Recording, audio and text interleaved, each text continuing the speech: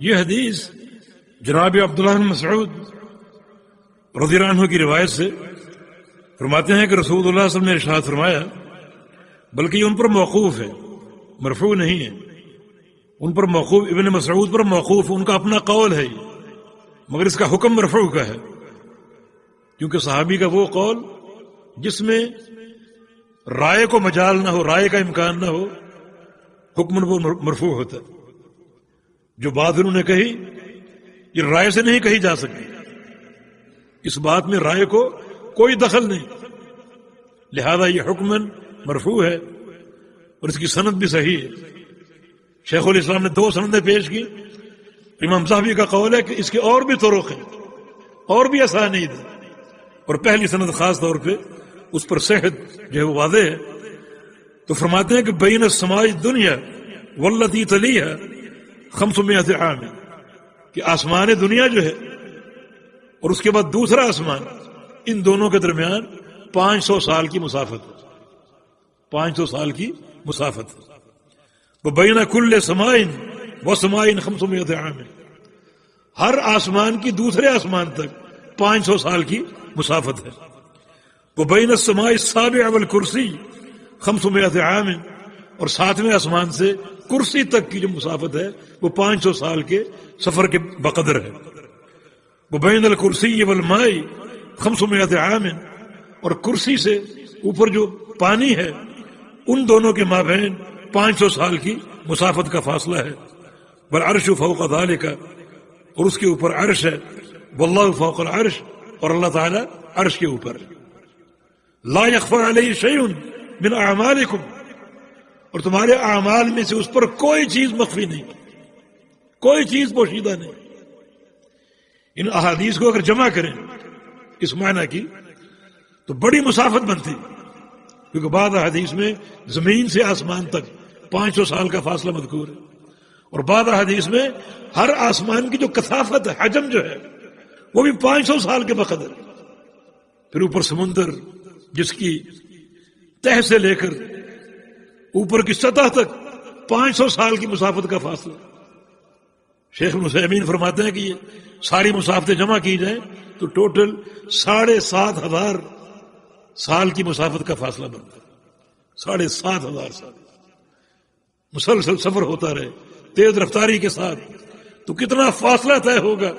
اتنا فاصلہ زمین سے اللہ تعالیٰ کے عرش تک، اللہ تعالیٰ کے عرش تک۔ اللہ تعالیٰ عرش پر مستوی ہے، اللہ تعالیٰ عرش پر مستوی، اور وہاں سے اپنے بندوں کو دیکھ رہا ہے۔ اس کا دیکھنا اور سننا کتنا کمال ہے۔ فرمایا کوئی چیز مخفی نہیں، زور سے بولو، آہستہ بولو، دن کے اجالے میں عمل کرو، رات کی تاریکی میں عمل کرو، اس پر کوئی چیز پوشیدہ نہیں۔ بڑے سے بڑا عمل، چھوٹے سے چھوٹا عمل اس پر پوشیدہ نہیں ہے۔ وہ تو زبان کی باتوں کو بھی سنتا ہے اور دلوں کے رازوں کو جانتا ہے، جو راز تم زبان پر لانا چاہو ان کو بھی جانتا ہے، اور جو راز نہ ظاہر کرنا چاہو ان کو بھی جانتا ہے، کوئی چیز پوشیدہ نہیں۔ اور وہیں سے وہ اپنے بندوں تک احکام بھیجتا ہے، اپنے فرائض بھیجتا ہے، اپنا دین بھیجتا ہے۔ تو اس کے فرائض بھیجنے کا جو معاملہ وہ کتنا عظیم اور کتنا ہیبتناک۔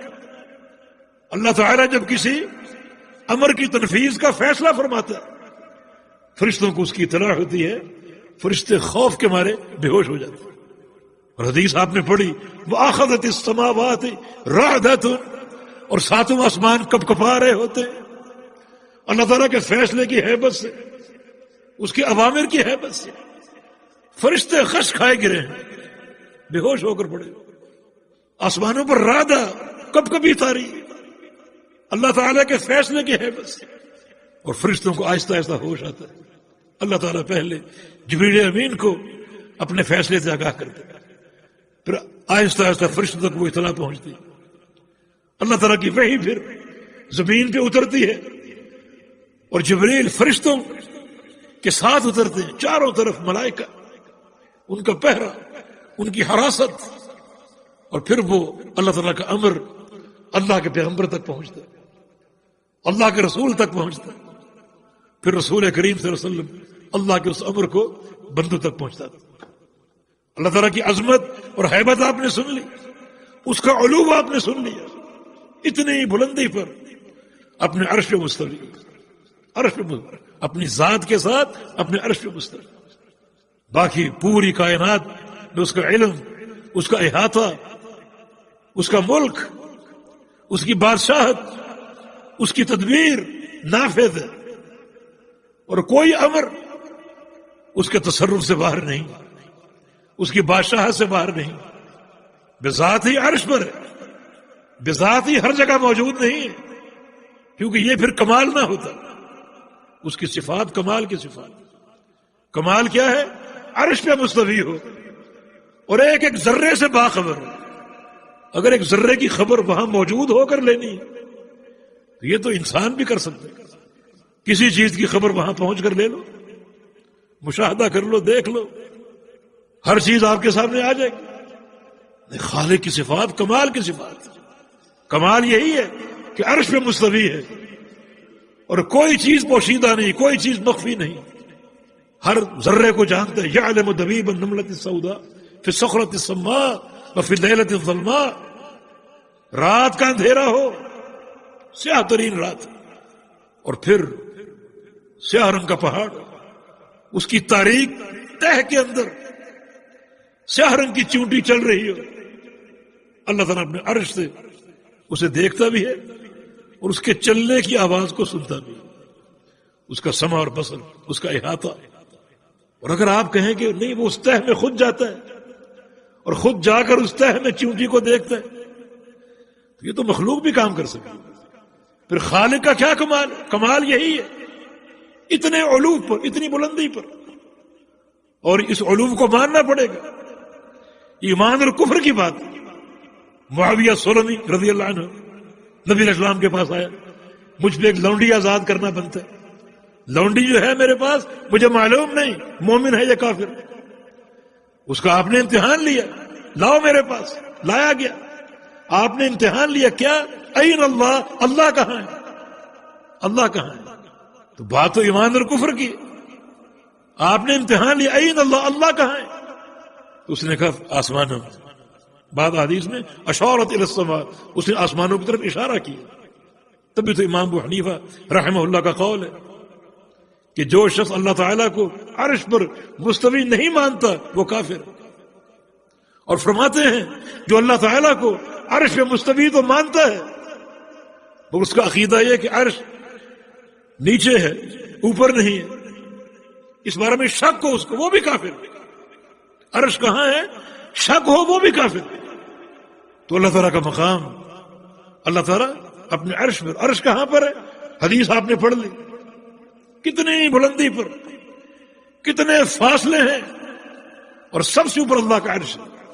اللہ تعالیٰ جہت علو میں ہے، یہ بھی ہمارا ایک المیہ ہے، ہم اللہ رب العزت کی جہت کا انکار کرتے ہیں۔ جہت علو اللہ تعالیٰ کے لیے بحق ہے، ثابت ہے، کہتے ہیں جہت مان لو تو مانا اللہ کو کسی نے گھیرا ہوا ہے، اللہ کو کون گھیر سکتا ہے؟ آپ نے سن لیا کہ حدیث میں اللہ تعالیٰ کی آخری مخلوق اللہ کے عرش کا ذکر، اس پہ اللہ مستوی، اس کے بعد کسی مخلوق کا ذکر نہیں۔ تو کس نے اللہ کو گھیرا ہوا؟ اللہ تعالیٰ کو کس نے گھیرا ہوا؟ اللہ تعالیٰ کو کس نے گھیرا ہوا؟ آخری مخلوق اللہ کی عرش ہے، اللہ تعالیٰ عرش پہ مستوی، کسی جہت میں محصور ہونا یہ عقیدہ باطل ہے۔ اللہ تعالیٰ کو کوئی گھیر بھی نہیں سکتا، تو وہ بذات ہی عرش پہ مستوی ہے، اور بعلم ہی، بقدرت ہی، بتصرف ہی، اس کا احاطہ پوری کائنات پر ہے، ہر بات کو جانتا ہے، ہر آواز کو سنتا ہے، ہر عمل کو دیکھتا ہے، ہر شخص کو دیکھتا ہے، کوئی ذرہ اس سے مخفی نہیں ہے اور پوشیدہ نہیں۔ تو اللہ تعالیٰ اپنے عرش سے اپنے فیصلے بھیجتا، اپنے احکام بھیجتا، ان فیصلوں کی ہیبت اور ان کی عظمت ہمارے سامنے واضح۔ اس کے مقابلے میں انسان کا کردار کیا ہے؟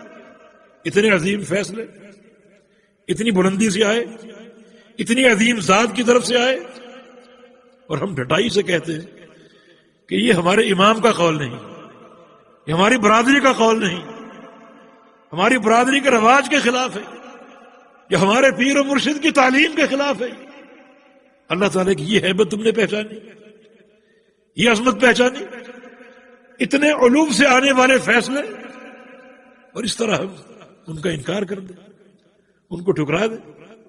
کہاں ہے عقیدے کی غیرت، اور کہاں ہے توحید کی غیرت، اور پیغمبر علیہ السلام کی سنت اور آپ کے فرامین کی اتباع کی غیرت؟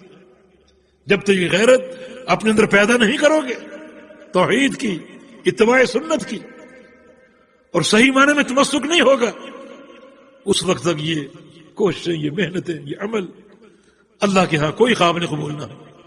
عقیدہ توحید دین کی اساس ہے، اور سارے اعمال کی روح جو ہے وہ اللہ کے پیغمبر کی سنت، رسول اللہ صلی اللہ علیہ وسلم کی لائی ہوئی شریعت۔ جی